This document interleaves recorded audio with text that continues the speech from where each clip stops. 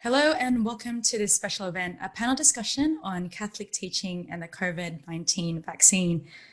As you would have seen, the aim of this dialogue is to bring together a Catholic doctor, a Catholic lawyer, and a Catholic bishop to discuss and provide the faithful with information on the COVID-19 vaccine and what the Catholic Church teaches about vaccines and particularly the common good.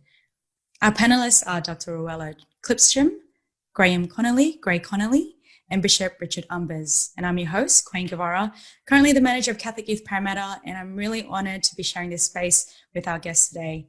My role for this event is really to facilitate the discussions, drawing from the questions that have been submitted over the last week from the public.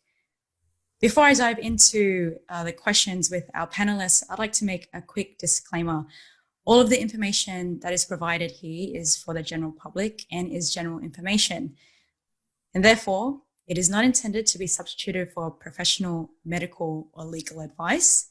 This information should not be relied upon as legal or medical advice, and you should definitely consult your doctor or health professional or legal professional for specific advice. The answers, the questions, and matters discussed here do not necessarily reflect the views, opinions, or positions of the Diocese of Parramatta, and we have this respectful discussion about this matter. And it is welcomed and important because, of course, this topic is on the minds of many, many people right across not only our diocese, but I'd say across the whole world. So very happy to be here. I'd like to first begin with a prayer, just inviting the Holy Spirit to be present with us as we enter into this dialogue. And so we just place ourselves and remind ourselves that we're in the presence of God in this moment. In the name of the Father, Son, Holy Spirit. Amen. Come, Holy Spirit, fill the hearts of your faithful and kindle in them the fire of your love. Send forth your Spirit, and they shall be created, and you shall renew the face of the earth. O God, who by the light of the Holy Spirit did instruct the hearts of the faithful, grant that by the same Holy Spirit we may be truly wise and ever enjoy his consolations through Christ our Lord. Amen. Amen. In the name of the Father, Son, Holy Spirit. Amen. So it is my pleasure to introduce you to our panelists. I will read a brief bio of each of them and allow them to say a brief welcome to you all listening to us today. Our first panelist is Dr. Ruella Clipsham. Dr. Ruella Clipsham is an emergency physician currently employed by a public hospital in South Sydney. With over 10 years of experience as a doctor, she also has an interest in public health, having completed postgraduate studies in epidemiology and statistics. Dr. Clipsham can provide insight from life on the front lines of the pandemic, as well as its broader impact on our health system. Welcome, Dr. Ruella. Thank you. It's a pleasure to be here. Thank you for the invite. Looking forward to your insights. Our next panelist is Gray Connolly. Gray Connolly is a barrister at the Sir Edmund Barton Chambers in Sydney. He has advised and represented many corporate and individual clients in commercial and public law matters, including the state of New South Wales and the Australian government, and has advised on national security matters. Gray lectures in Australian constitutional law. He is an honours graduate at the University of Sydney and the University of New South Wales in arts and law. Gray is a frequent panelist for the ABC radio and television, and he has been published in various newspapers and journals.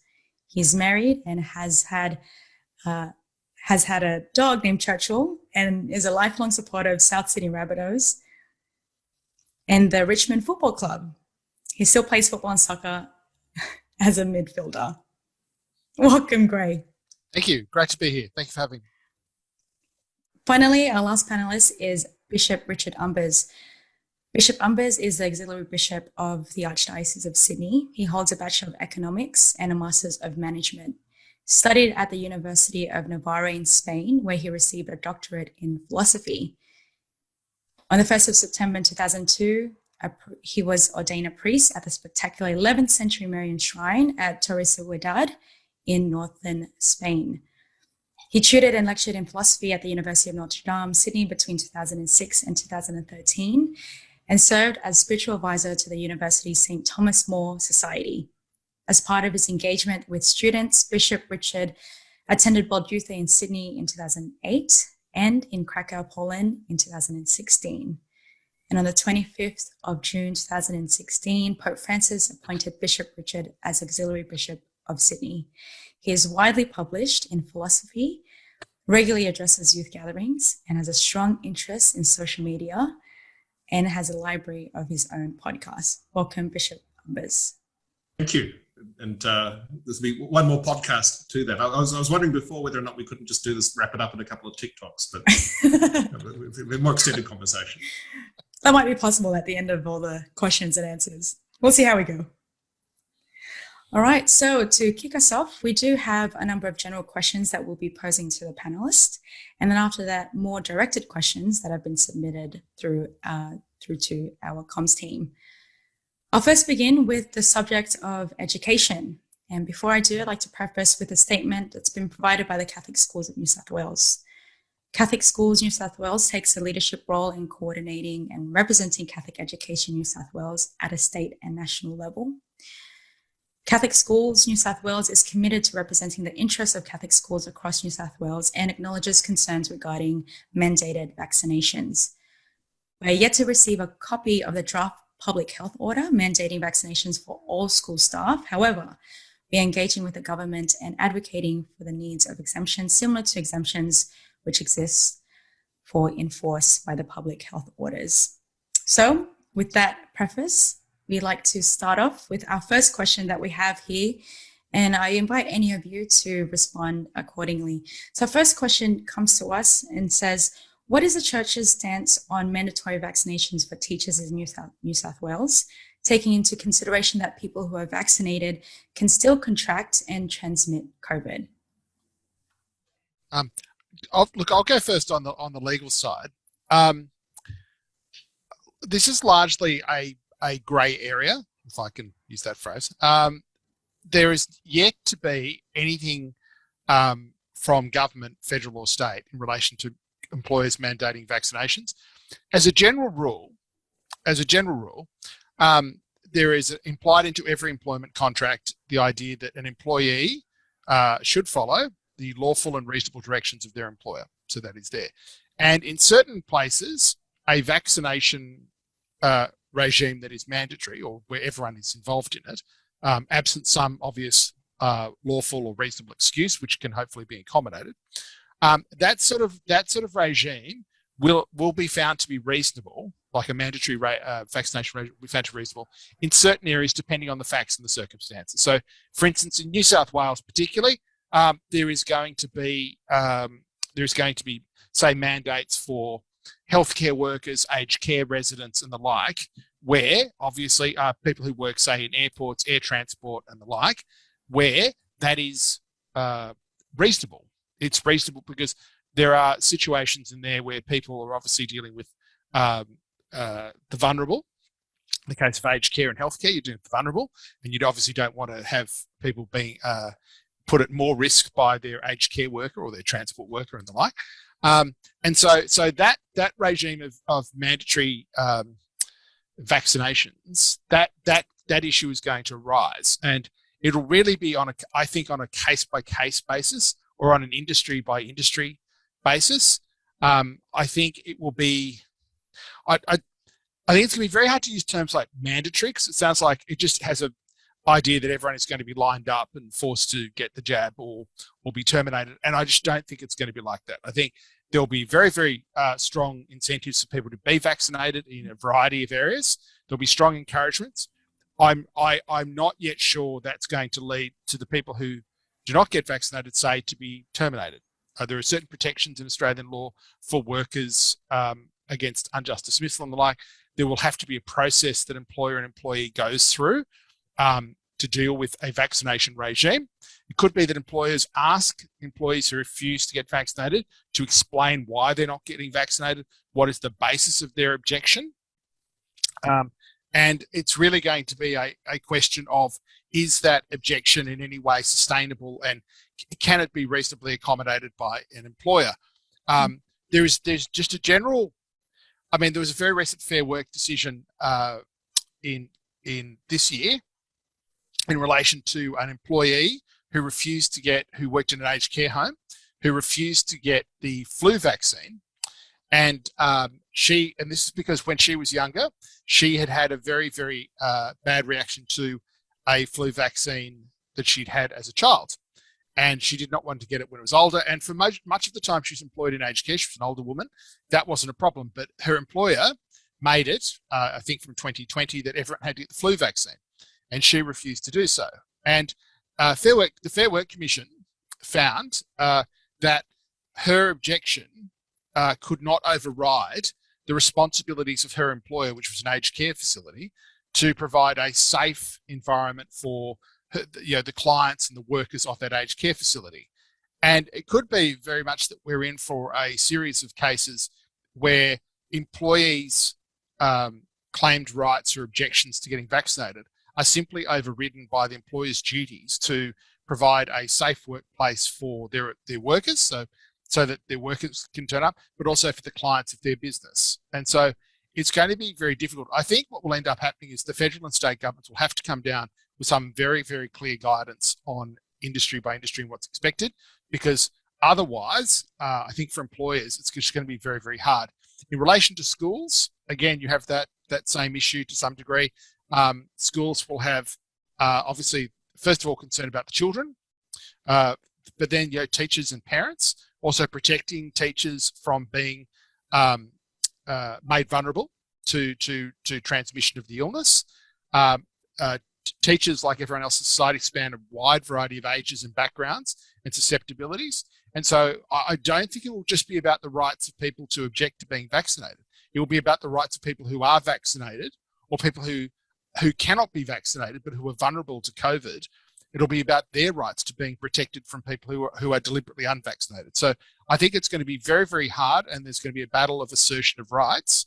But if I can give just a general statement, I think on the whole, the view will be it's lawful and reasonable for employers to require people to be vaccinated, and the onus will really be on people who do not want to be vaccinated to explain why, what's the basis of your objection, and then it will be up to employer and employee to try and negotiate some way for that unvaccinated person to stay employed in some capacity. It may be that there's no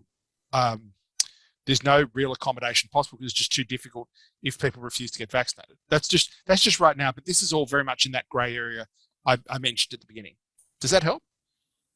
Thanks, Gray. I appreciate that. I also wanted to address that idea that vaccinated people can still transmit COVID. So this is an evolving area in the literature, but having reviewed the literature, we do know that vaccinations are at least 60 to 80%, if not more, effective in reducing symptomatic infection. And that means that if you don't get the illness, if you're protected against getting the illness, then you can't transmit it. And while the effectiveness is slightly lower with Delta than it was for the previous strains of the virus, the effectiveness is still there.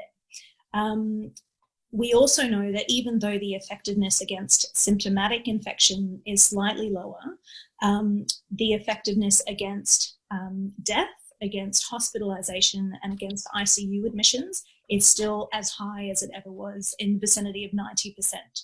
So the idea that people can still transmit the illness is true, because the vaccine is not 100% effective and no one has been claiming that it is.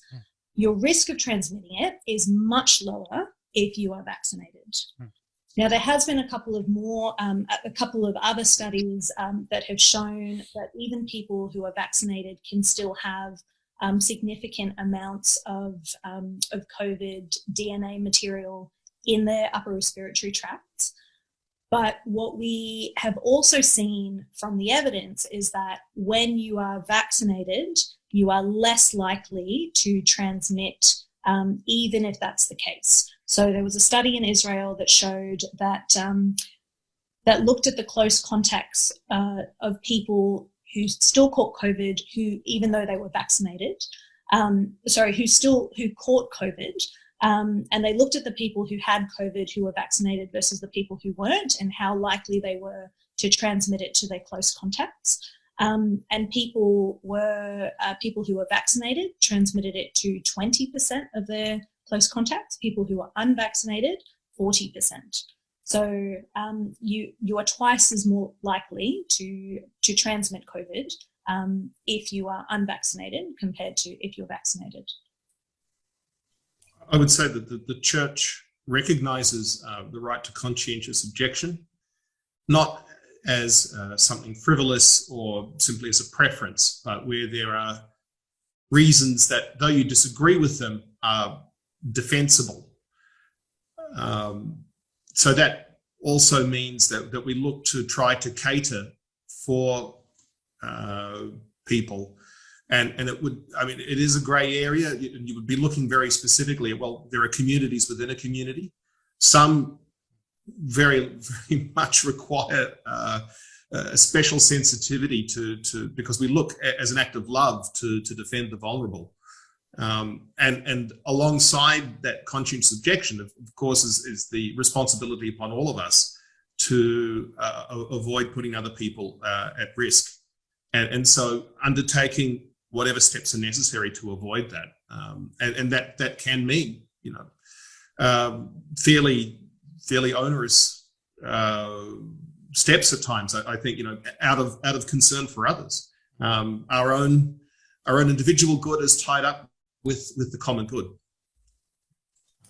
Can I just add to something I said before? I mean, in New South Wales, for instance, there are already public health orders about basically mandating vaccination for, say, quarantine workers, transportation workers, airport workers. There are also requirements already for workers from areas of concern. And so we're already starting to see the building of that.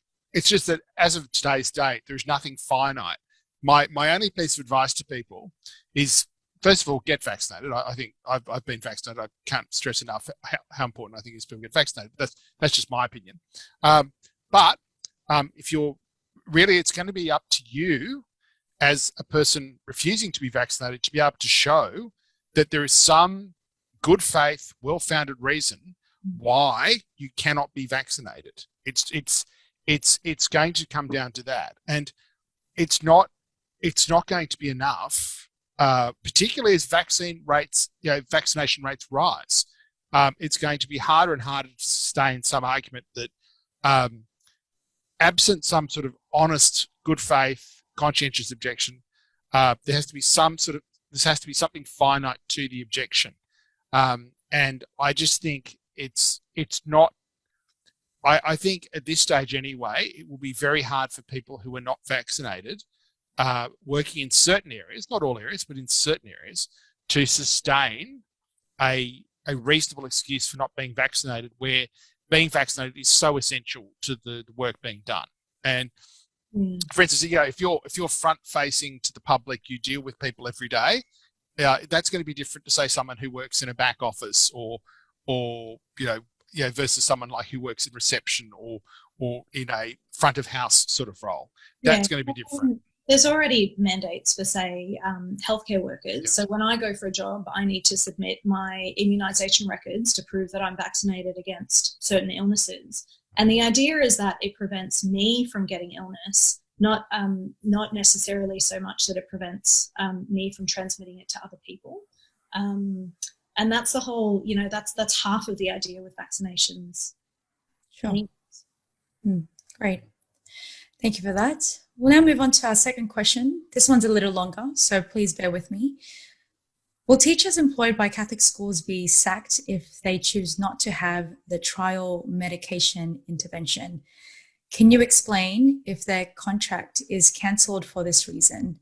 And how does this align with the Australian Catholic bishops' frequently answered questions and guidance for the community in Australia regarding COVID-19 vaccines, which states that the Vatican's Congregation for the Doctrine of the Faith is clear that vaccination is not, as a rule, a moral obligation and must be voluntary. No one should be coerced to receive any vaccine. Can I just say, it's not a trial medication. It's been fully approved. It's gone through rigorous safety testing, phase 1, phase 2, phase 3. And while it has been rapid and that it's been streamlined and fast-tracked, no shortcuts have been taken. And I'll talk probably a little bit later about the safety, and the potential risks with the vaccination. But it's definitely not a trial medication.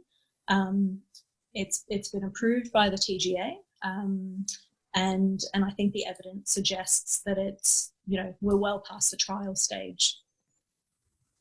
Great, thank you. Ruella, would I be right in saying that the TGA has, if anything, been very slow compared to other regulators in approving our vaccines? I don't. More cautious? Yeah, look, I can't say with certainty, to be honest. I know that every country has their own regulatory body that will look at the evidence. So I can't really comment. I think we have had the benefit of having a relatively safe 2020. So our environment has not been as pressured as most other parts of the world. So we've had the benefit of seeing how other countries' rollouts have been, and the benefit of seeing their safety data and their vaccine surveillance data. And we've been the benefits of that. We've been the recipients of the benefits of that information. Can I just pick up on the legal question? Are people going to be basically, am I going to be fired if I don't get the jab? I think that's the undertake. I can't speak for anyone who's in Catholic schools or any other employer, by the way. I'm just not sure as yet that's going to be the issue. I think the issue is going to be, can someone who refuses to be vaccinated, can they be otherwise accommodated somewhere? I think that will probably be where that issue ends up. I think some of the rhetoric about this, about vaccine passports or people being terminated as vaccine refuseniks, I think that's very unhelpful. I think it's unnecessarily polarizing. I think we may end up, when this finally becomes, I don't want to use that phrase, rubber meets the road, but I think when we may come down to the fact that actually the uptake on vaccinations is very good, that we actually only have a small number of people really who refuse to get the vaccine, and they can be accommodated in some way, in some areas. Teaching may be difficult though, and it may be a decision that's taken out of Catholic schools' hands, because the government as a whole may mandate that everyone in education has to be vaccinated. And in which case, there will be no doubt processes within that mandate or that direction from government that will allow for conscience protections and the like. I think it's very unlikely we're going to end up in the most feared scenarios where people are literally being fired or terminated for not getting vaccinated. I think people need to just calm down a bit and think this through. Sure, thank you.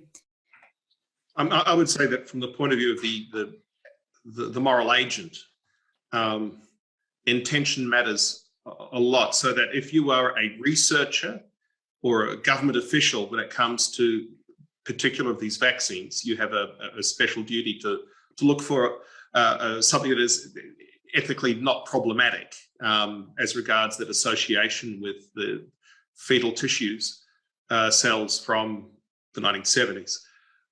But when it gets downstream to those of us who receive the vaccine, the material cooperation is so remote as not to pose a moral problem for a Catholic to receive the vaccine. Thank you, Bishop. We'll move on to the next question. This one may have already been answered in previous ones, but perhaps you have something else to add. Having to choose between keeping a job and being vaccinated is coercion. Shouldn't Catholic schools provide an alternative for teachers, such as rapid antigen testing?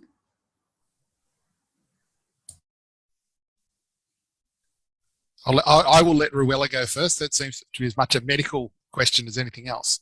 Yeah, so look, I know, I'm sure there are places around the world that are doing this. I would say, however, that the way COVID works is that it is infectious before you have symptoms. So you can still transmit the disease before you know that you have any symptoms. And there is potentially a significant proportion of the population who have an asymptomatic infection. So rapid antigen testing is a possibility. However, it would need to be done at a frequency that would be sufficient to mitigate that risk. But I couldn't give you any data about that. From an employment law perspective, it's going to depend very much on the degree to which it would be feasible for employers to be running a rapid antigen testing regime versus just requiring people to be vaccinated. I mean, so it'll come down to accommodating that, and just how onerous it is for an employer to try and accommodate that. That from a legal perspective, I think, is where it will probably come down. As Ruella says, I note what Ruella says, sorry, and I defer to her here, obviously.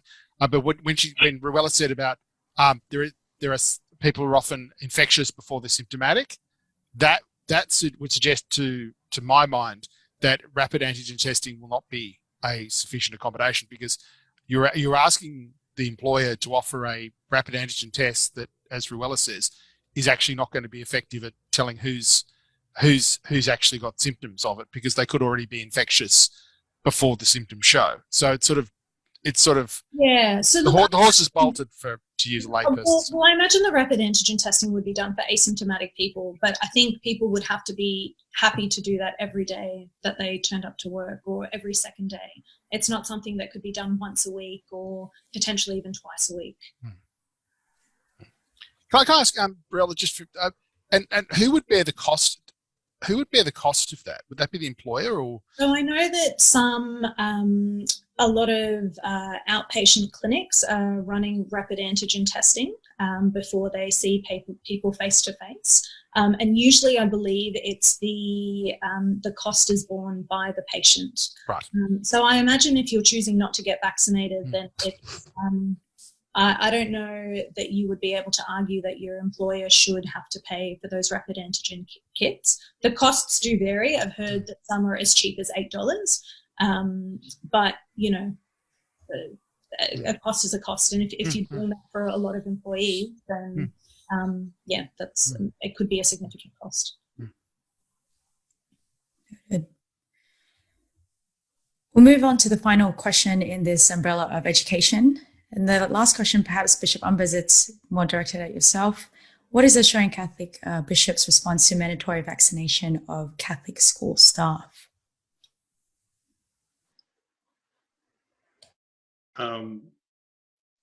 Again, I'm not sure that I would add to what Gray has already laid forth in that regard, and it is a question of accommodation. I don't represent the school sector. I mean, and that is a question of negotiation. But what I can say is that in working with government and trying to find a solution, and we live in a very imperfect world, and we're scrambling to come up with, with the changing scenarios and new information. And so the need for solidarity and goodwill, partnership is all the more important. And I think what we're looking towards is what would a roadmap for exemptions look like. But certainly, I think when it comes to any of these matters, it's about trying to convince with great arguments why people should be looking to the science of the time and making an informed decision along those lines. And if I can just fortify what the Bishop said, I mean, this could be something that's actually taken out of the Catholic school system's hands, because for every person who's going to raise a conscience protection issue, not that, I mean, it's obviously very important. For instance, for teachers, say like the Independent Education Union will say, well, we represent a large number of teachers as well, some of which would fall into the category of people who, if they contracted COVID, could be very, very badly, suffer very badly for it or die. And they also have to be protected as well. And so I just think this is going to be a very long, protracted process where odds are no one is going to be particularly happy with where we land on this. I know everyone wants to sort of assert their rights, but this is going to be something where everyone is going to have to wrestle with it. To use a really terrible analogy, it's like when COVID broke, keeping churches open, allowing people to meet, is the fact that no one likes houses of worship shutting. No one likes it. But the fact that they're a place of gathering, and therefore a place of gathering is a place of spread. And so there was this issue about religious freedom. Can you mitigate this and the like? And how can you accommodate this in some other way? And I think that's something we're going to have to do. And as the bishop said about goodwill and reasonableness, that's something everyone's going to have to engage in. No, I just don't think anyone is going to be absolutely happy about this. In the same way that I'm pretty sure, Ruella will definitely correct me, going from 70% vaccinated to 80% vaccinated and opening things up, I'm sure there would be medical professionals who have great reservations about that. And they're probably not happy, but we have to weigh up the freedoms versus the risks. And I think that's going to apply to a lot of things. So a lot of people who've written in for this discussion asking for really black and white answers, as the bishop said, it's extremely fluid. And we're just going to have to be reasonable and compromise and accept that we're not all going to be getting what we want, perhaps. And we're just going to have to make the best of it as we can. Sorry, that's just saying on chat. I appreciate it. Thank you, Gray. We'll move on to this last general question. It's just about, and I believe we've answered quite a bit of it, but just to be a little bit more pointed in the answer, this has come up as one of the stronger questions from what we've gathered. So what is the church's stance on not accepting people back to church who have not been vaccinated? Again, take into consideration that people who are vaccinated can still contract and transmit COVID. I have a lawnmower going next door, so I'm not sure whether you can hear that. No, no, I can't. I'm not sure. Great. No, Ruella, you're fine, Bishop. Okay. Look, I think that, again, there is just as many people who are also very concerned about their own safety and from those who are not vaccinated. We are, come one, come all, everyone is going to be attended to pastorally. The issue will be in what will that look like? And I think distinctions will need to be made. I also just want to say that I think there's a bit of a misconception out there that there's only a certain population that's vulnerable to COVID. Absolutely, there are risk factors for severe disease. Being over and the risk factors are very broad, like they're being at the age of 65, being overweight or obese, being pregnant. So lots of very active, healthy, relatively healthy people, like my 72-year-old dad who plays tennis, multiple sets of tennis, who's fitter than I am, would be considered more vulnerable based on the risk factors. However, we know that anyone can get severe disease. People in their 20s, people in their teens, people in their 30s and 40s. We've had deaths throughout this outbreak of young, healthy people who have died from COVID. So you're not protected from a severe COVID infection just because you're young and healthy. You can still get severe illness. You can still get all the complications of COVID. You can get long COVID, and you can die. So there's no protection simply by being young and having no medical issues. Great, thank you for your answers. So that concludes our more general questions to each of you on our panel. I'll now move on to our more directed questions, and I'll start off with Dr. Ruella, then move on to Bishop Umbers before ending with Gray. At any point that you feel compelled to share or provide input to the answer, you're more than welcome to also do so. So Dr. Ruella, I ask you the first question. Is there substantiated scientific evidence written that shows that COVID vaccines are safe, effective, and necessary? And do we know the long-term safety data that exists? Okay, so this is a huge question, and I could probably talk about this for hours, so feel free to cut me short. I'll try and be as concise as I can. So I might have to break this down to, is it necessary, is it effective, and is it safe? So is it necessary?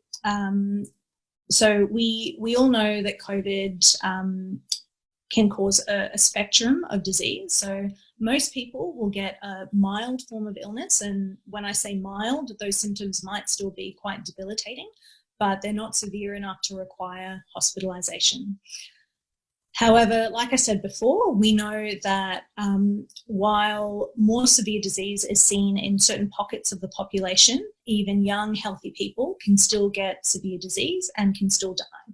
And we don't know why. Well, we know that COVID causes this severe inflammatory reaction in the body, and that's why we can't pick we can't pick with 100% accuracy, or we can't predict with 100% accuracy who will have severe COVID. We also know that because of this inflammatory cascade, COVID causes quite significant complications. And while these are rare, these are still causing significant morbidity and deaths, even in young, healthy people. So these are things like clots, clots in the heart causing heart attacks, clots in the brain causing strokes, clots elsewhere like in the lungs or in the legs.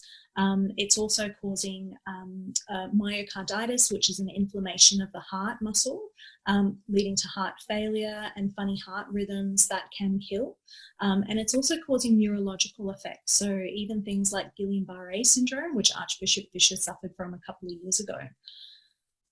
We're also seeing this thing called long COVID, which is where people who have contracted the virus are getting quite debilitating symptoms for months, to the point that it's affecting their ability to do their normal daily activities.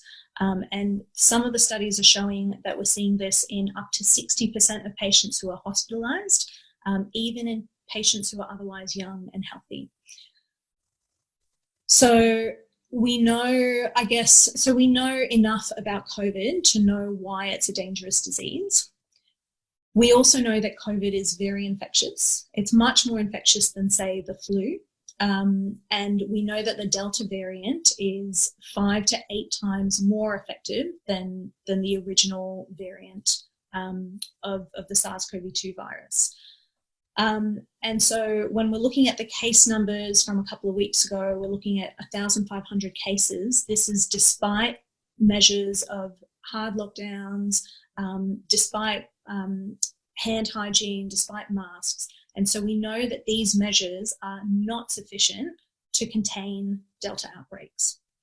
Now, so we're looking at COVID from an individual point of view, but now we also need to look at it from a society point of view.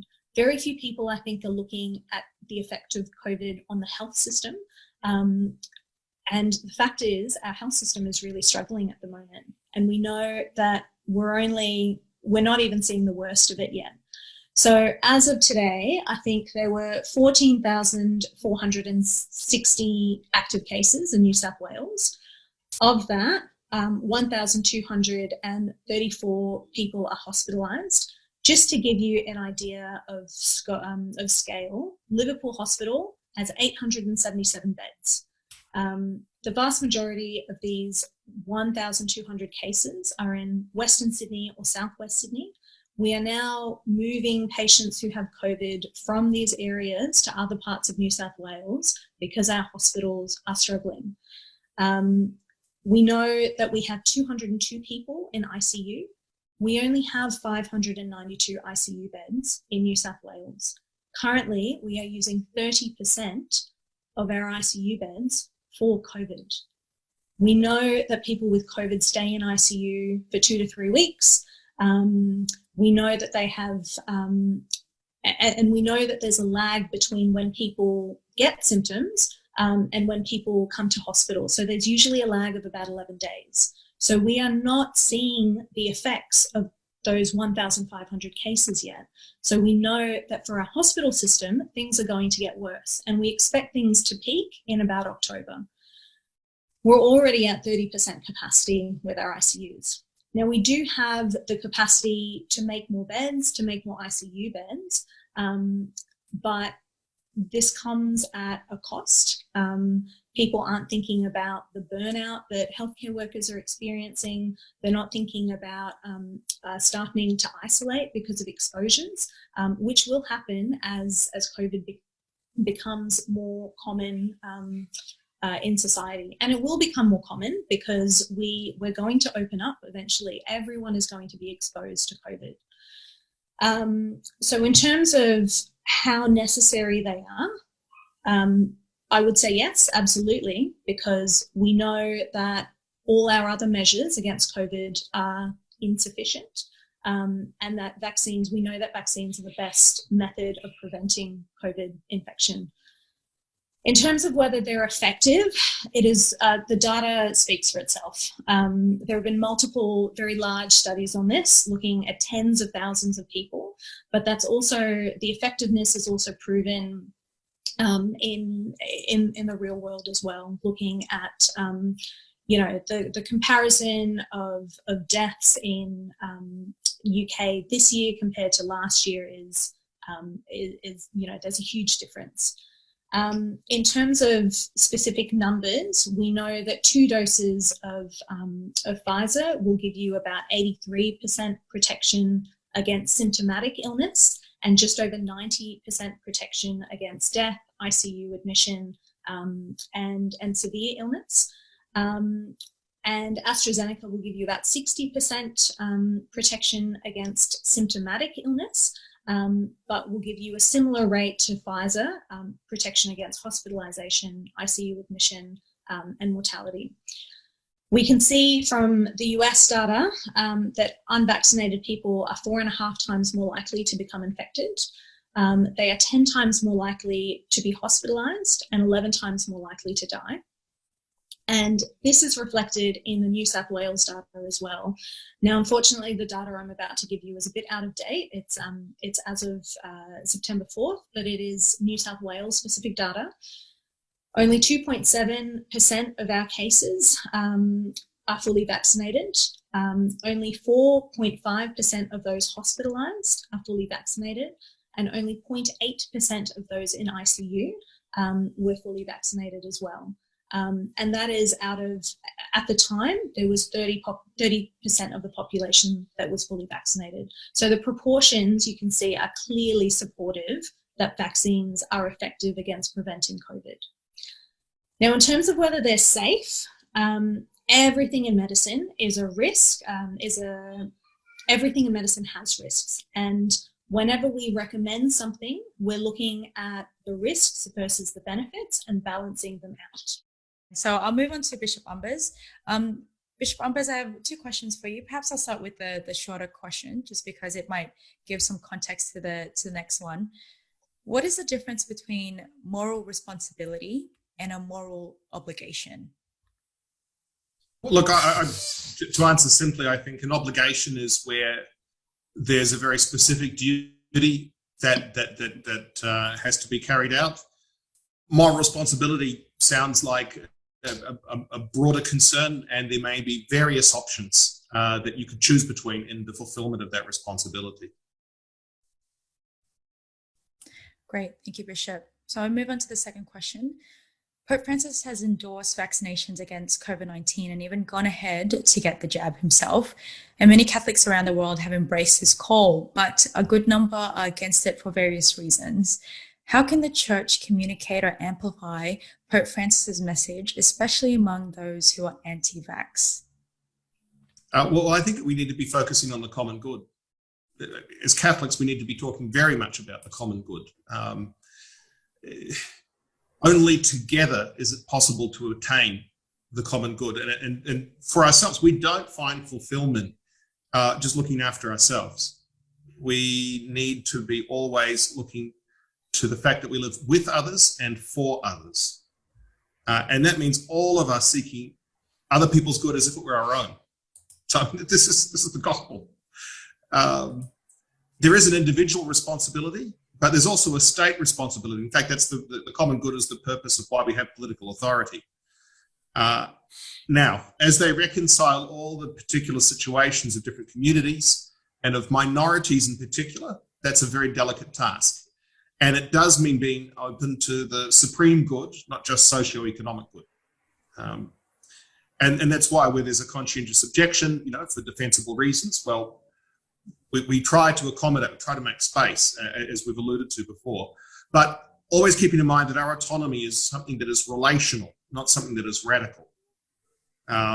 We do have, all of us, a responsibility not to put others at risk of serious illness. And, that responsibility, okay, it's lived out in different ways.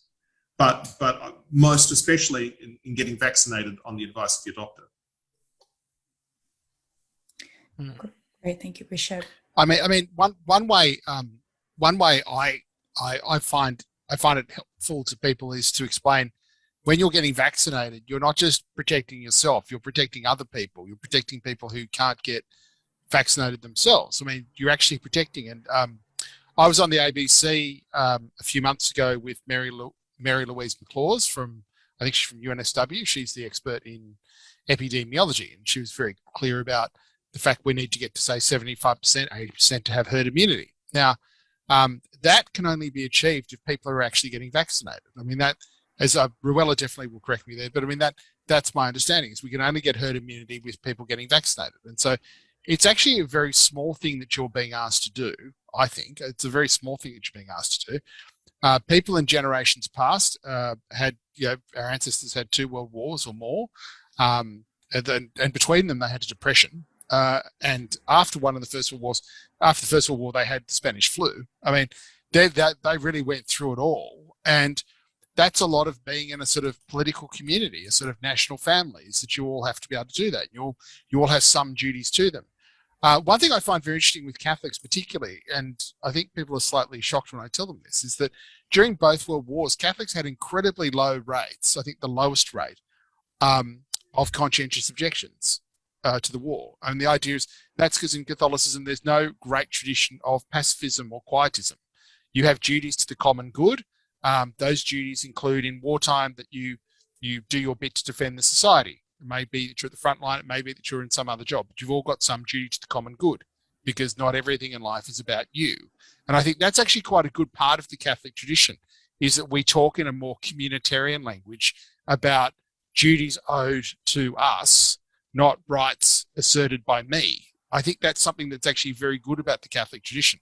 I think that's why we as a faith, founded schools and hospitals, and we sort of take in everyone.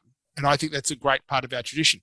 I personally think, quite apart from the moral side, culturally, it would be terrible for Catholics to take in this kind of hyper-individualistic idea that everything is about me and about my rights and the like. I mean, it's why the parable of the Good Samaritan is so important, is that the Good Samaritan wasn't thinking of himself. Like the Good Samaritan was thinking about, there is someone. Actually, it's in the common good, perhaps also that we don't have people beaten up on the road between Jericho and Jerusalem. And so therefore, and the other thing that I'd never thought of before, but I looked at recently, was something Pope Benedict said about the innkeeper. I mean, everyone focuses on the Good Samaritan looking after the injured man, but it's the innkeeper who's just doing his job of keeping in and looking after people, and being an honest innkeeper who would take money and look after people.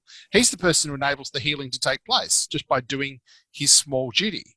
And in some respects, all of us are kind of like the innkeeper doing our small duty of getting vaccinated, that will then protect people against through herd immunity, against the real risks of this pandemic claiming more lives. I honestly don't think it's anything more complicated than that. And I think we overcomplicate things. And I think giving license to people to sort of assert, well, basically a my body, my choice argument, I think it's absolutely alien to the sort of Catholic tradition. I think it's madness to grant it any more standing in Catholic thinking than it could possibly have, based on an individual's deeply held, honest, good faith, conscientious objection.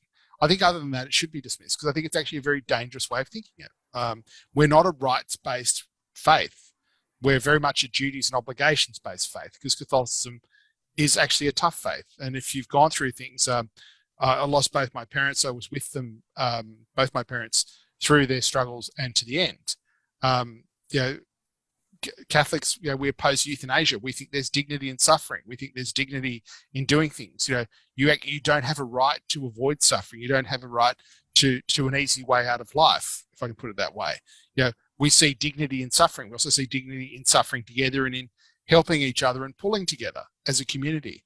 And I think I'm quite concerned. I'm quite concerned how much as Catholics we grant a premise or granted validity to a premise that actually is entirely alien to the way we've always thought as Catholics. The bishop might have his own episcopal view there, but very much that's my view, because I think it's quite concerning in the social media age where everyone is their own. Can I say, not to with respect to Ruella, not just their own doctor, but I can say their own lawyer and everything, because the power of Google anoints you so. No doubt the bishop will say your own theologian as well. But just we have so many just people just asserting all sorts of nonsense, and it actually has no place in our way, traditionally in our way of thinking, which is not like that, and which often accepts expertise in certain areas, you know, and builds on it. It's why Catholicism has such a great tradition of learning and teaching, you know, and thinking. Is for that reason, is we accept a hierarchy, we accept a humility before the facts. And, well, I would add to that, Gray, that it's actually good for Catholics to accept the magisterium of the magisterium. Yes. And I mean, as Catholics, we believe that we have the fullness of the truth, and God's given us intellect, and we have a responsibility to use it. We have a responsibility to not, you know, to seek the truth, and not believe everything that you see if it doesn't come from a reliable source. You know, you have a responsibility to make sure that what you are practicing is true. Faith and reason. Yeah, faith and reason. That's an important part of how we do things. And I've just, as I said, sorry to almost rant about this, but it's just something I've really noticed in the last couple of months is the degree to which even quite traditionally minded Catholics will on occasions assert various rights. And it's like, that's generally not part of our tradition. We're not a hyper individualist. We're not against individuals. We're not for collectives, but we're not a hyper individualist faith. We never have been. Like, it's just not how we do things. And as I said to you, I find it all quite concerning, because one of the things about vaccination, as the Pope said in his message, getting vaccinated, it's not just about you, it's a sort of an act of solidarity. And because herd immunity is really a form of solidarity in a sense for the community, where we're actually bonding together to try and make sure that the weaker members of the herd are protected. And there are some people who cannot get vaccinated. And so it becomes all the more important, I think, as a moral matter, I left Ruella the medical side, but it's a moral matter, that you actually step up and you actually protect that weaker member of the herd. And that it becomes even less about you, because not everything in life is about you. And it's like there's a sort of zeitgeist around in the pandemic that you saw it like with people protesting and so on. No one likes being locked down. No one enjoys it. No one enjoys being stuck at home.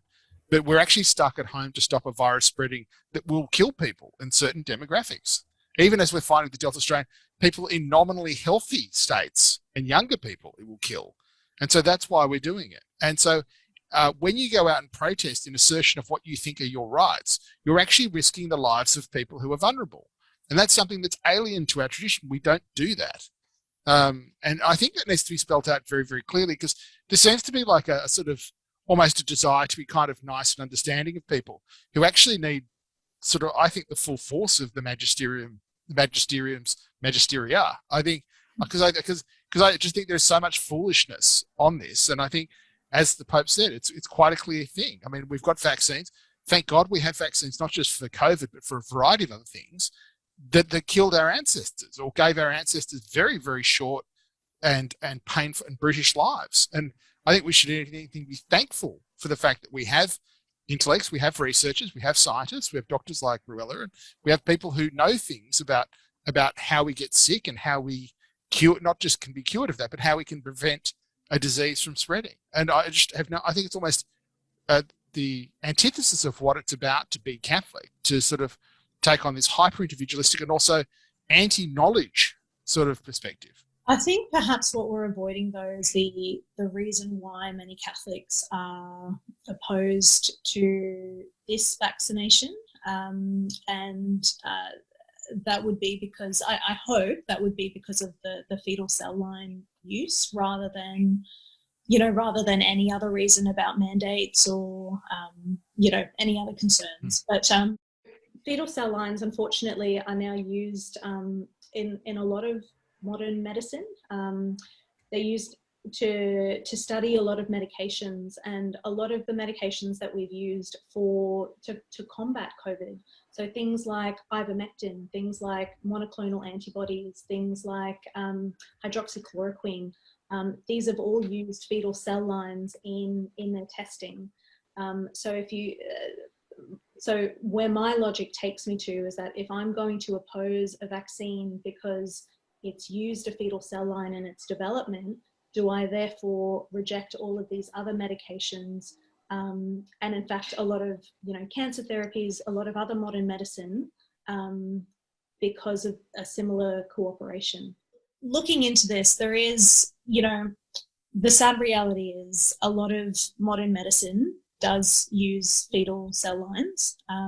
The way that it comes about is the fetal cell. So unfortunately, there was an abortion in the Netherlands in 1973, and that fetus, that baby, was a cell was taken from her kidney, and that cell has been adapted so that it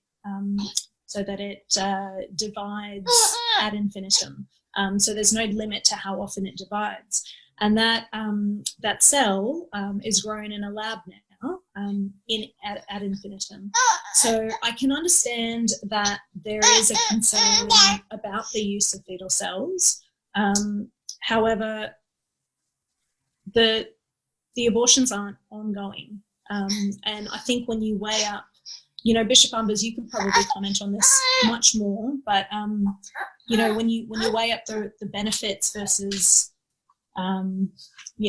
it's all a grey area essentially. Like you can't say that because this is evil, I will therefore not partake in it at all, because then you would essentially be washing your hands of all modern medicine.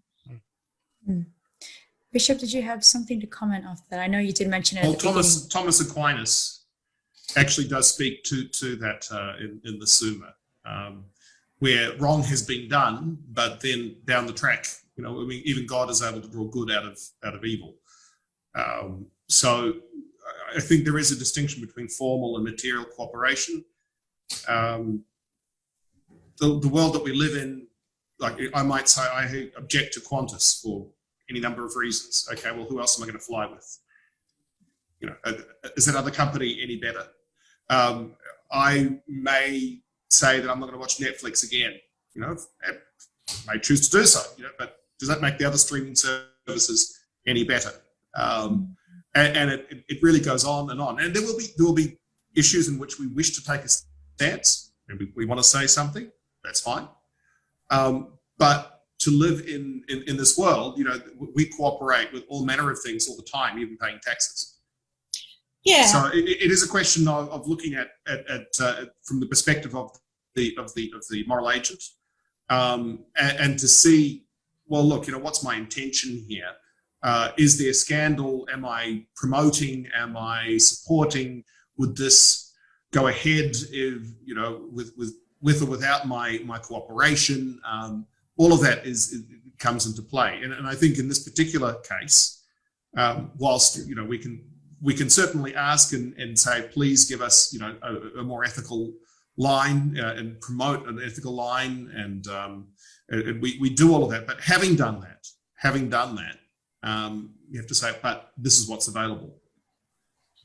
Bishop, can I just ask, if I, for example, bought a smartphone that was made in China and that product contributed to taxes to the Chinese government, which, as we know, has various forced abortion policies and suppresses our church, isn't that more of a cooperation with evil than, say, getting a vaccine that has a relationship to an abortion that happened in the 1970s? Yeah, it's difficult to draw those sorts of comparisons. It's better to look at each moral case as it arises, I think. And so you'd have to look at what are the facts of the case. I mean, certainly in the Archdiocese, we're very big on anti-slavery and the supply chain that leads to that. Now, so it may be that when you go into the details of it, you might say, you know what? No, I will actually look to another kind of phone company, depending, but do I order things from Amazon? Do I buy Nike? Do I, and look, it's going to be up to the kind of investigation that you put into that. But ultimately, there's crossing the road, driving in a car, all of these things. There's a point at which you have to employ practical wisdom and just say, well, we live in an imperfect world. Mm. I mean, what we really should be doing many times is drowning evil in an abundance of good, and looking to see how are we promoting the good, how are we getting together with others to ensure that we are creating a just society and a civilization of love. Mm. Thank you, Bishop, and thank you, Ruella and Gray, for adding to those questions. I'd just like to now move on to Gray. Just a couple of questions for you that we've got. The first one is, does the law allow for conscientious objection of vaccines? As I said before, I mean, it's imported into every employment contract that employees do what is lawful and reasonably directed of them. So really, you're sort of looking at it the wrong way. Is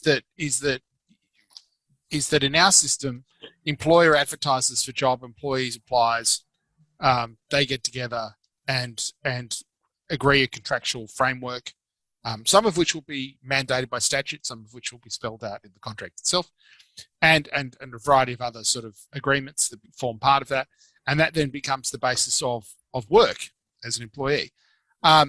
Conscientious objection really does not come into it. What would come into it is whether an employee is being asked something of them which is either unlawful or which is lawful but unreasonable.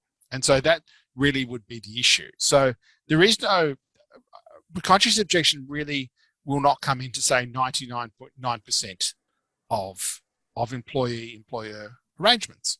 In relation to in this case, getting vaccinated, that will come about most probably as a function of the work they do. The requirement will come out as a function of you required to be vaccinated because of the work you do, the nature of the work you do, the facts and circumstances of the work you do, the facts and circumstances in the industry that you're in. And it is from that requirement based on those concrete circumstances that the question of whether you have a conscientious objection which is reasonable. It may be that you have a conscientious objection, but it may be unreasonable to expect a employer to accommodate that. And I think it's very, very important, given that I've seen people bandy about, arguments about, Nuremberg principles. I find it interesting because people often, in their haste, confuse Nuremberg principles and Nuremberg laws, and so on. I think, generally speaking, people should just avoid all discussion of anything involving Nuremberg. But people will sort of go sort of off the deep end on these things, when in fact most employment relationships are pretty mundane, and they do revolve around whether you're being asked to do something that is lawful and whether you're being asked to do something that's reasonable. And most of the time it's on, the expectation is the employer and employer will work something out reasonably as mature people. And then if that fails, obviously you have processes through unions and through Fair Work and the like to work things out. If people think, though, that there is a conscientious objection to your employer being requiring you to be vaccinated, well, odds are that requirement will fall out of or descend from a government requirement that people be vaccinated. I think it's very unlikely that employers are going to move in advance of what government mandates or government requires. So I think it's going to be very unlikely. So really the issue will be, do you have a conscientious objection to that will be sustained, that will be upheld, to something your employer is requiring you to do because of a government direction or order, or dare I say it, mandate, as much as I hate the word mandate.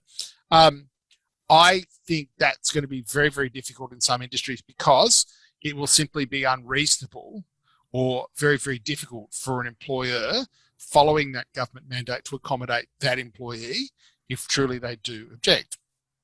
I mean, it's going to be very, very difficult, for instance, for people who work, say, in transportation. You know, if you're a pilot, flight attendant, you work in an airport, you even work around baggage. I mean, this current Delta outbreak is from an unvaccinated limousine driver. So it's going to be very, very difficult, particularly, can I say, in the case of New South Wales, given that a lot of our problems come from that unvaccinated limousine driver. It's going to be very, very hard for people to say, me refusing to be vaccinated has no downstream effects, when we've basically in this situation because of an unvaccinated limo driver who did not get vaccinated. And it'd be very easy for an authority to point to a concrete example of, well, this is what happens when there was no vaccination. This is where it proceeds from. Now, as a matter of causation, that might not be true, but that's a very simple thing for someone to be able to understand, particularly at Fair Work or the like. So I would be very cautious of advising people to try and run a conscious objection argument. They'd be much better off running an argument of it's unreasonable to require me to be vaccinated because of this reason or that, and it is a good faith, deeply held reason. Even then, I'm just not sure when the full requirements are rolled out over the next few months, because this morning, I'll just finish this. I think it'd be very unwise to base your refusal on some imprecise conscientious objection, when odds are there will be a plethora of government directions and orders requiring mandatory vaccinations in certain areas. And just this morning, Gladys Berejiklian, the Premier of New South Wales, was talking about what will be required, for instance, in education with teachers. So obviously, having done healthcare workers, airports, and so on, we're moving along to education. Odds are there will be a whole range of industries that will be affected by these requirements. And so obviously, Ruella's talked about the situation for healthcare workers. That seems to be an obvious one. Aged care, that would be an obvious one. People who work in airports and transportation, that would be an obvious one. And then we'll come to the situation, as I said before, of responsibilities owed by employers and by institutions and government agencies to people who are vaccinated, who are vulnerable, and whether they can be balanced with whatever is claimed by the unvaccinated. For example, do you have a right as an unvaccinated person who may be susceptible to being a spreader of COVID? Do you have a right to travel like anyone else on buses, trains, planes, and the like? I think the real issue is going to be less about employment than I think they're going to be issues about freedom of movement issues and rights of patronage. I think that's going to be a bigger issue. Now, as Catholics, that's going to come across in things like going to Mass. Who gets to go to Mass? Do you have different Mass arrangements for the vaccinated and the unvaccinated? That's going to create a whole host of problems. Anyone claiming they know how that's going to work out at this stage is mad, because I can see that being in the courts for the next year and being very, very difficult. And I can think of at least 3 quite good lawyers who would give you different opinions on this. So, as I said, I think the simplest way to advise people is if you genuinely have a good faith belief in why you should not be vaccinated, and it's an informed good faith belief, then you're really going to have the onus put on you to explain your objection and your refusal to get vaccinated, because it's just going to be very, very hard for that to be sustained. I hope was that clear? Was that? Yes, very helpful. Thank you very much, Gray. And I think in your response there, you've also answered the second question, so I won't be asking you that one. Well, I just wanted to say this is that sure. a lot of this on the legal side is very, very fluid, because we haven't had a pandemic on this scale since the end of the First World War.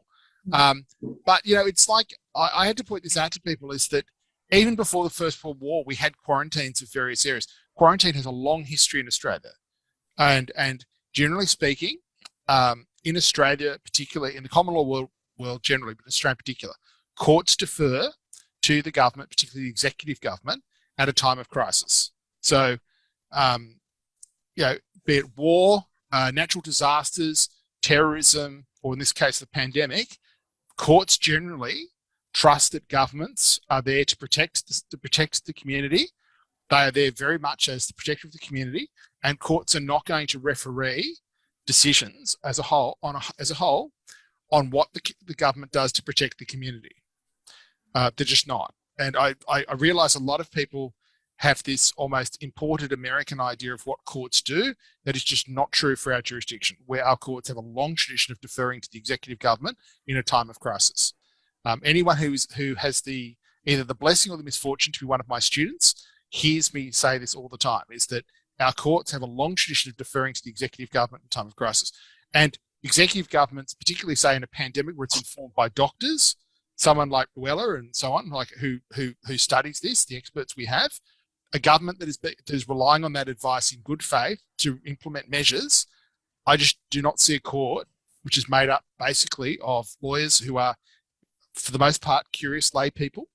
There are judges you will meet who have a copy of Grey's Anatomy somewhere on the shelf because they once thought they could be a doctor. But on the whole, they're curious lay people. They're not going to get into the minutiae of refereeing official medical advice because it's not. They don't know enough, and they're not going to waste the time or create hesitancy in the body politic that the government does not have power to do things. And it's just very important to get that across to people, is that there seems to be a lot of view that you can assert certain rights and they will be upheld. The facts are it's a fluid situation. It's a, dare I say, a very grey area. And they're going to have to accept the fact that governments will be governing for the good of the body politic as a whole, and that not everyone is going to be happy out of this. And so I sound like a bit of a broken record, but it's just, I think where we come down on this for the next year is there probably will be some arrangements for the unvaccinated, but they will be nowhere near as generous as I think people who are unvaccinated, militantly unvaccinated, want them to be. And at the same time, people who want no exemptions at all, they will probably be disappointed, because at the end of the day, again, we all have to live together. As I used the analogy before, there will be doctors who at 70% do not want a massive reopening of the state of New South Wales anyway, but the government will have a staggered reopening because they have to listen to what the doctors say, but they also have to accept they govern a community and that there will be a substantial number of people who are double vaxxed and they will want to get on with their lives. And so there'll be a balancing test for everyone. Thank you. Just on a pastoral note, can I say that as priests, we've often been required to have the flu shot to be able to attend to people on aged residences or at the hospital. Also, alongside that, we are very happy to bring the sacraments to anybody. We're actually allowed to make pastoral visits, so as an excuse for a reasonable excuse for leaving home, and something which is what we've been doing, whether it be bringing the sacrament of the sick to people who are seriously ill, through to home masses. That's something that many of the clergy, myself included, have been involved in. And in my own case, I've been able to do that effectively because I am vaccinated. Appreciate that insight. Thank you, Bishop, and thank you, Gray. We're now nearing the end of our program tonight, and I'd just like to direct the questions back to Ruella, a couple more just to wrap us up, and then I will invite your final remarks for us to close off. It's already been a very robust conversation, so I really do appreciate your time again. Ruella, we just left off at you explaining that the vaccines, we were explaining whether or not they are safe. Would you like to continue just on that point? And hopefully we'll have some time, perhaps we have another 10 minutes to answer the last two. Sure. Okay. So in terms of safety, everything in medicine comes with risks, like in life. And whether or not we recommend something as medical professionals is a balance based on the risks versus the benefits. So I guess I've already talked about the benefits, but the vaccines do come with risks, and those side effects are well documented. I will say, however, that those side effects are all seen as a result of COVID infections as well, and they're also seen at a higher rate in COVID infections. So I know that there's been a lot of reports about, TTS, for example, or myocarditis, but I think what's missing is that balanced approach that if you get COVID, you're actually much more likely to have these effects. So just to give you some numbers, so say, for example, TTS, which is associated with the AstraZeneca vaccine, which is an immune reaction that affects your platelets, so it causes clots as well as low platelets. It's a very rare side effect, and we have the advantage of being later on in the rollout, so we know how to detect it and how to treat it. So our mortality rates from that are very low. So your chances of dying from that are less than 1 in a million. And your chance of getting it as well is also very low. So out of the 10.2 million AstraZeneca doses that have been given in Australia, there are 132 cases. Compare that to how likely you are to get, say, a clot in your brain from COVID. You're actually 100 times more likely. You're 10 times more likely to get a clot in your brain. But to put that into perspective, in terms of general life risks, your risk of dying in a car accident is about 1 in 10,000. So you're actually 100 times more likely to die in a car accident than you are to get TTS from the AstraZeneca vaccine. It's a similar thing when we look at the Pfizer vaccine. So the biggest risk, or the most dangerous risk, is myocarditis, which is an inflammation of the heart. And again, also very rare. So of the 10.7 million Pfizer doses, there have been 370 cases. And compared to people who get COVID infections, it's much more, you're 6 times more likely to get myocarditis from a COVID infection. And that myocarditis is going to be more severe, and it has been associated with fatalities. Unlike with the vaccination, we've had these number of cases and no fatalities. They're usually it's usually a very self-limiting disease. Most people don't even require hospitalization for it. So when we're looking at the risks, we need to balance those risks in terms of basic life activities as well. So knowing that you're 100 times more likely to die in a car accident than you are to get TTS, your risk of getting myocarditis from Pfizer if you're a young male is roughly the same as dying from a car accident. And yet no one's advocating that we don't drive because of the significant risks of having a car accident. So I think we need to balance these risks when we're talking about the safety. So we also have very robust vaccine surveillance systems across the entire developed world, but in Australia as well. And they look at the baseline levels of what we would, so just to clarify, I'll just repeat that bit. So we have very robust surveillance mechanisms when it comes to vaccines across the developed world, but particularly in Australia. And what they do is they look at the baseline levels of each illness in Australia. And whenever we see more of something that we would expect, it prompts an investigation. It sends a signal, and that is investigated by a body. And that's how we were able to pick up that there were these issues with the vaccines in the first place, these rare but significant issues. And in the past, that's picked up issues that have been addressed. I think we've given over 5 billion vaccines now across the world. I think I'm confident that we have picked up all the significant adverse effects that we are going to pick up. The majority of adverse effects that are related to vaccines happen within the first few months. And every vaccine generally, when it's being tested in phase 3 studies, the follow-up period is generally only somewhere between 2 and 6 months. And that has been the case for these vaccines as well. I think it's very difficult. Vaccines, they're injected into your body. They're a less than 10-second event. They're cleared from the body within 72 hours. It's very biologically implausible that such a short event that doesn't get incorporated into your body is going to have long-term effects. And that's the case for all vaccines that we know of. Thanks, Dr. Ruella. I really appreciate that overview that you've provided. Our final question for you is about booster shots. So the question is, how many vaccine boosters will people need to take, considering now that Israel are looking at their 4th booster?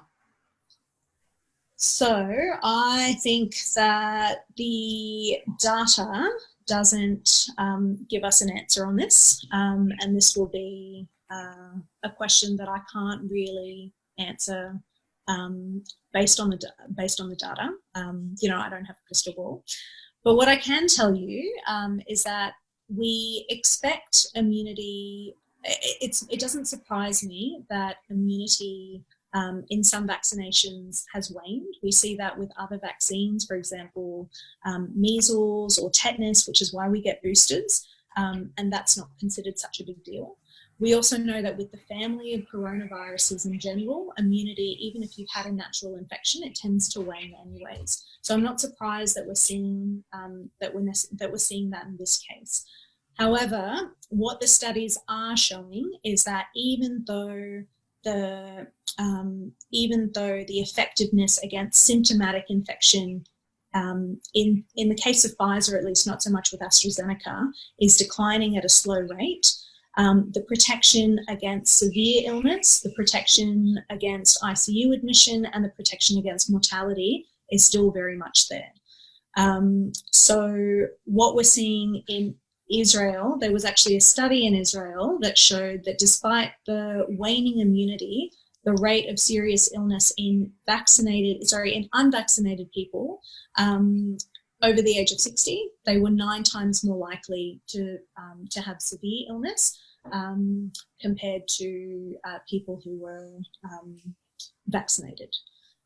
So despite this waning immunity when it comes to symptomatic infections, it's still protecting the community and still protecting the health system, which is one of the reasons that people should be getting vaccinated in this time of COVID. What I will also say, I didn't address it before, but COVID, when it fills up our hospitals to this degree, it has flow-on effects that people don't quite appreciate. So when our hospitals are so full of COVID, our hospitals are not designed to look after one illness. People who would normally be in hospitals, and our hospitals were chockers before this pandemic hit, people who have cancer, who need elective surgery, people who need hip replacements, these things are not getting addressed to the same degree that they normally would. And so I'm concerned that in the next few months and the next few years, we're going to see excess morbidity and mortality because these issues haven't been addressed in a timely manner. And so that's something that we also need to take into account as well. Great. Thank you for that final point that you just made. I think it's something that, like you said, many don't appreciate. So we've come to the end of our program, and I just want to say thank you very much for each of your comments and for highlighting a number of different factors that we should consider in this time of, in this climate that we're in. Before we head off, I invite you to each make some final remarks. Perhaps there is something that you'd like for us to take away after listening to the comments that have been made. So I invite Bishop Umbers, if you'd like to go first. Keep praying for an end to the pandemic. Choose your favourite saint. There's a few out there who we've traditionally prayed to in these times. And there are mass texts available, obviously, pleading with God for an end to the scourge. Bishop, do you have a favourite saint that you're praying to at the moment? Well, actually, I'm in the parish of St. Paul of the Cross. So, I guess I've have a very special devotion to the patron saint of the parish. Beautiful. Thank you. Gray, any final remarks for us tonight? Yes, just what I said before, just if everyone could just be as calm as they can be and be as modest as they can reasonably be in asserting various rights. If you have a genuine employment dispute about vaccinations with your employer, speak to a good employment lawyer, which you can find through the Law Society of New South Wales, and document everything and keep calm and try and work things out through the normal mechanisms that you would work things out through at work, and realise it's really on you and your employer to come to a reasonable accommodation in all the facts and circumstances of your employment. Please do not inflame things or assert rights that do not exist. You do not only do yourself a grave disservice, but you also, I think, do damage to Catholics generally in terms of trying to almost go off the deep end about things. It doesn't help anyone, and it certainly doesn't advance your case. On a more general rule, if people could perhaps think more about the fact that we exist as Catholics and as people and as citizens of a political community, we all have duties of solidarity to each other. And that unless you have a very, very good excuse, you should be getting vaccinated. It's an obligation that we all have to the common good. It's an obligation born of solidarity, and it's an obligation that is very, very easy to fulfill. No one is asking you to land at Gallipoli. No one's asking you to storm any beaches. All it's asked is for you to book an appointment, go and see your doctor, get some advice, and get vaccinated. It's pretty simple, very easy. I've done it. I strongly recommend it to everyone. Thank you, Gray. Appreciate your comments. Dr. Ruella, any final remarks from yourself? I think for me, you know, what Gray was saying about herd immunity is absolutely true. It's the ultimate group project. It's the ultimate team sport. If we don't all do our bit, then we all suffer. It only works if a certain number of us decide to get vaccinated and protect the community as a whole. And when you are making your decision, you need to think about not just the individual benefits, but also the societal benefits as well. And I think the evidence clearly shows there is a lot of misinformation out there, but if you go talk to your doctor about it, I think you would find that there's a lot of a large body of evidence that shows that the benefits of getting vaccinated greatly outweigh the risks. But if you are concerned, go talk to someone who actually knows what they're talking about. Don't go down rabbit holes trying to find your information on Facebook. We have a moral obligation to seek the truth. You know, and we have an intellect and we need to exercise that. Great. Well, thank you all once again for joining us tonight. For everyone who is listening and all those who are watching, we thank you for spending some time. We hope that all this information is good for you and it really helps you to be affirmed of the decisions that you're making. I echo Bishop Umbers as he says that we should continue to remain prayerful. May we be reminded that God is very much present with us in our suffering and that he seeks our good. So for all of you, thank you again. And to our panelists, thank you very much for your time. Have a good night, everyone. Thank you. Thank you.